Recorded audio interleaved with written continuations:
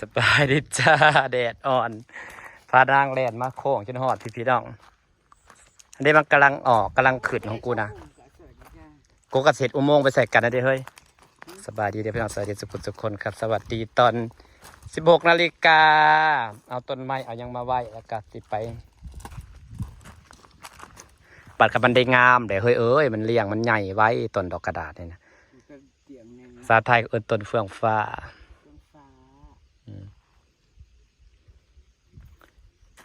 ต้นมะพร้าวนะก็เริ่มใหญ่เริ่มยังเลยเดินอยู่หลุมเดินอยู่พื้นใส่ท่อเบิดเงินเป็นเท่าไหร่เบิดท่อเท่าไรหมัดได้นี่นะเพราะต้องใส่ท่ออันเด้ใส่ท่อ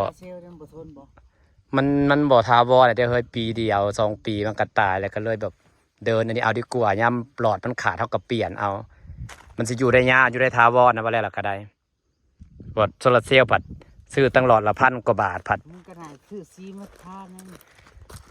สีอย่างสีดำสีนี่แหละน้ำไต่มันก็ขึ้นนี่แหละที่นายได้ขีดินมาเพาะซ้ำนั่งสิมาเพาะซ้ำเนี่ยว่าต้นนางเสด็จตัดต้นอันนี้ออกแล้วในไส้เกาหลีนี่เสด็จตัดขางมาเลยนี่มันเพื่อยออกมาหลายแต่เสด็จตัดขางมันเลยกระเทือนได้ตัดออกแล้วก็เลยซ้ำยอดไปซ้ำไว้ตอนมันออกแล้วก็ซ้ำใส่ต้นถุงดำไว้พี่น้องมันใหญ่พอได้โพสขายยันซ้ำเห็นปะต้นล่ำซ้ำน่ะมันงามอยู่แล้วเฮ้ยนี่แหละเขาเรียกต้นล่ำซ้ำเขียวบัดเขียวสดชื่นนะเขียวบัดเขียวงามแต่เพิ่งว่ามันใหญ่ขึ้นนี่มันใหญ่มากนี่มันเลี้ยงกันเลยนี่มันกระสีบังแดดเด้วันนี้เพื่อนก็กระสีห่มเบิดกระสีงามมันแบบเขียวเป็นสั้นกำแพงสั้นในนางกับใหญ่บ่ได้พี่น้องต้นไซเกาหลีมันใหญ่ไว้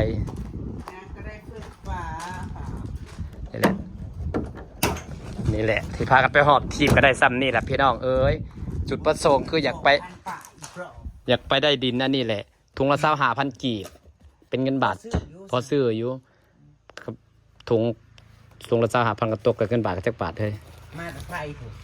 แม่นของไทยนะครับวะดินไทยได้สิเอามาซ้ำต้นอันนี้ต้นล่ำซ้ำนั่งกระซ้ำไปแล้วคันมันติดก็เฮาก็ได้สามารถโพสขายต้นละอันเท่าไรก็ได้เดี๋ยวพี่น้องยันซ้ำให้มันเป็นนะพี่น้องบ่ซ้ำกับบ่ซ้ำขายภายในดอกซ้ำขายอำมาลาแหละเดี๋ยวสิซ้ำขายอะไรเกาหลีนางก็ได้ต้นหมักไฟตั้งใจไปซื้อต้นหมักไฟขนดินลงก่อนเด้อนะครับพี่น้องขาจากสิพานางมือมาเอาดินลงนางก็ได้ต้นหม่วง2 ต้นเฟื่องฟ้านางมาลา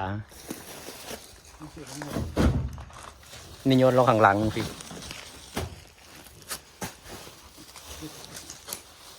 กองไว้ดีเลยเฮ้ย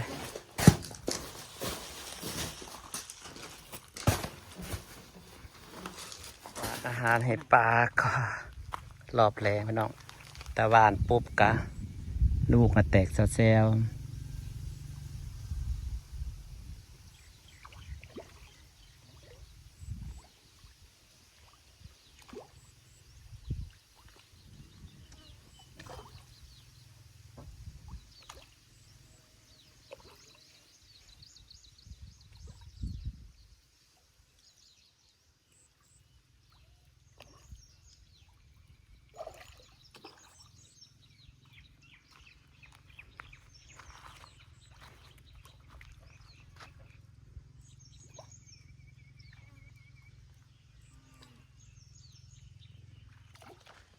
รูปเป็นร่างแล้ว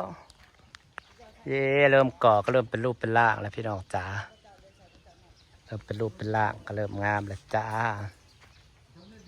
สวนบ้านสวนนี่ก็เริ่มสวยเหมือนกันแล้วจ้า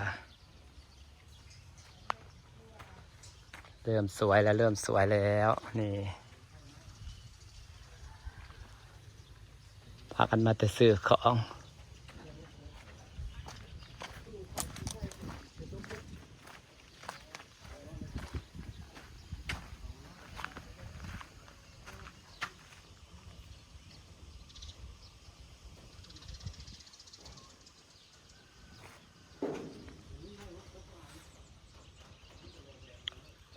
พอดีห้อยห้องน้ำซ้ำนี่นะพอดีคักละจ้า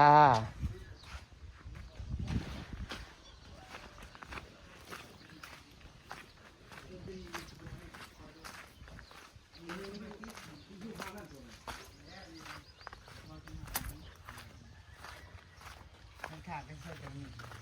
ตัวนี้ก็ใส่ช่องนี้กับช่องนั่นจ้า สองห้องนี่ ห้องละช่อง ห้องละช่อง ใส่แบบ คันห้องละช่องก็ขอบใจ ตัวไหน ไผ่ จ้ะ เนี่ยคันห้องช่องนี่อู้อันตรายหลาย มันฮอดมันแดดได้ ช่อง หลายกระจกหลายนะฮอดแดด แมน กับผ้าอันนั้นแหละห้องละช่องแต่ว่าควงนี่เอาเท่าไหร่ห้องละช่องเอา ควบสูง เจ้าว่า พวกนี้จะได้เท่ากันเฮือนนะ มาถึงนางกำมาเบิ่งสร้างเห็ดเลยจ้า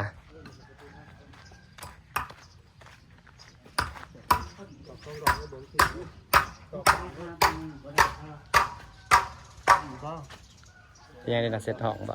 เอามันเพื่อเตียงได้เตียงมันฮอดพี่ได้นี่นะ เซ็ตยังได้นะ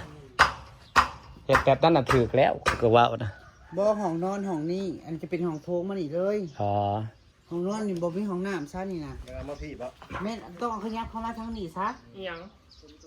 เตียงมันสิเลยประตูบ่ได้ มอง นี่ ประ นะ ตูน่ะมา บ่เลย อืม ประตูนั่นชิดขอบปีที่สุด เวลาเขาจัดเงาจัดห้องแก๊สยังก็จัดง่าย คันอยู่กลางแล้วมันเสียนี่ เอายับมาใกล้ๆตัวนี้เลย แมนมันสิวางเตียง นี่เป็นห้องโถงโลกมาแล้วก็เปิดเข้าประตูเข้ามานี่ บ่เว้ยห้องโถงมาแล้วเจ้าเฮ็ดห้องโถงน่ะเอาโซฟา ตรง านั่ แมน โทรทัศน์ ประตูเอาไว้แจถึกที่สุดเวลา มัน ยังมาทางพี่เอาต้นไม้ไปไว้หักมันหนักไม้อะนะมันกระถือดีได้อ้อยมัดละ40,000 บ่ได้ไม่นะครับ เอาแบบชิดเลย เอาชิดโลดเอาไปบอกวงกิดวงกบชิดกับอันนี้เลย ชิดแล้วก็เปิดออกมานั่นนี่เปิดออกมา เออบตกอ เปิดมาทางนี้ดีกว่า เปิดออกมาทางนอกไปแล้ว เปิดทางไหนกับบัดไทยประตูพุ่นหันไปทางใดบ่เกี่ยวกับปอดอก บัตรเขาใส่วงกบพุ่นจังบอกว่าหันมาทางใด ใช่ เปิดออก หันไปทางใดแค่ตัวเจ้าดอก นางมาสำรวจพลาด ทางนี้จะเฮ็ดเป็นนี่เลยมัดประตูลืดลาดเข้าไปเลย มันที่ใส่กระจกบ่ มันอะไรบ่ได้ตัด ใส่กระจกแบบนึงอันนี้แม่นเด้ พอแบบว่าย่างกระไดขึ้นมาแล้วเป็นกระจกรถ แม่น เพราะว่ามันเนาะกันอยู่ในพี่มันก็สีแคบ หมองใส่กงใส่เกือบก็อยู่ข้างนี้ก็ได้ แม่นเพราะมันก็เป็นผักลงไปอีก โอ้ยมึงเฮ็ดเงินแล้วเอามาเงินยืมดีกว่าเฮ้ย ยืมไผปะมีอยู่หาแสนได้เลยนะ จะพันหนึ่ง มีอยู่หาแสนกีบ 500,000นะแล้วเลยเฮือนน่ะ แสนกีบ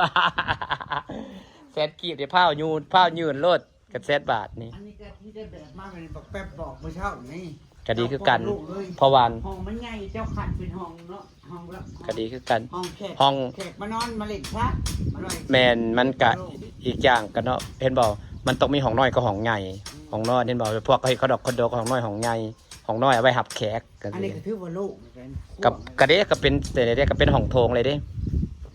บ่แม่น บัดเทือนครัวอยากเห็ดสันใดก็ได้บ่ต้องเห็ดใหญ่ เพราะว่าอันนี้โซฟาคือจะซื้อโซฟามัน ได้มุมเลยได้หานะฮะ กระตั้งนะ ได้มุมเลยแล้วหาเอาโซฟาเรียบมาลงได้มุมเลยแล้วหาโทรทัศน์ก็จะใส่ผนังต้นนะพอดีงามถือแล้วเห็ดอันนี้นะถือแล้ว เด็กมุมอยู่ด้วยเนาะ แมน ถึงนั่นใดถามเฮาเพิ่นอยากได้ห้องบักใหญ่ เพิ่นว่าจะได้ห้องนอนห้องใหญ่ห้องนอนเจ้าของน่ะใหญ่แล้วห้องนั้นนะพี่น้องจ้าสิฝากบรรยากาศไว้ซ้ำนี่แหละจ้านายยังเคลียร์บอลก่อบอลแก่ยังอยู่พี่น้องกำลังลงมือโอเคค่ะบ๊ายบายเด้อ